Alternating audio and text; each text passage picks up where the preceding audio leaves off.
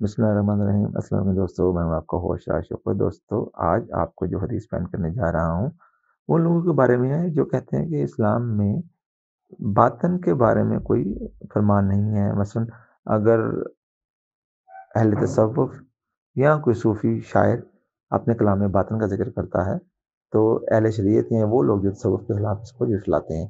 تو یہ آپ کو بتاتے ہیں نبی پاک صلی اللہ علیہ وسلم نے باطن کا ذکر کس طرح فرمایا ہے۔ مسند احمد کی حدیث نمبر 118 میں درج ہے۔ سیدنا عبداللہ بن مسعود رضی اللہ عنہ سے مروی ہے کہ ایک آدمی نبی کریم صلی اللہ علیہ وسلم کے پاس آیا اور کہا کہ اے اللہ کے رسول، اگر میں اسلام قبول کر کے اس دین میں نیکیاں کرتا رہوں تو کیا جاہلیت والی میری برائیوں کی وجہ سے میرا محاسبہ ہوگا، میرا حساب ہوگا؟ آپ صلی اللہ علیہ وسلم نے فرمایا، جب تو بظاہر اور بباطن اسلام قبول کرے گا تو جاہلیت میں جو کچھ کیا ہوگا اس کی بنا پر تیرا مواخذہ نہیں ہوگا، یعنی کہ تم سے پوچھ گچھ نہیں ہوگی۔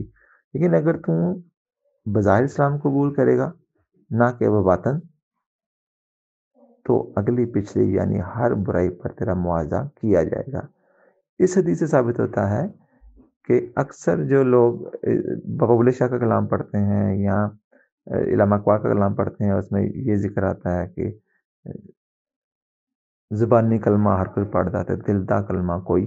تو یہ کوئی بھی چیز ہے، اگر آپ اسلام قبول کرتے ہیں یا اس کے بعد جو آپ کے عوامل ہیں اگر آپ اس کو دل سے قبول نہیں کرتے، باطنی طور پر قبول نہیں کرتے، تو اللہ تعالیٰ اس پہ آپ کی پوچھ گچھ کرے گا۔ جزاک اللہ۔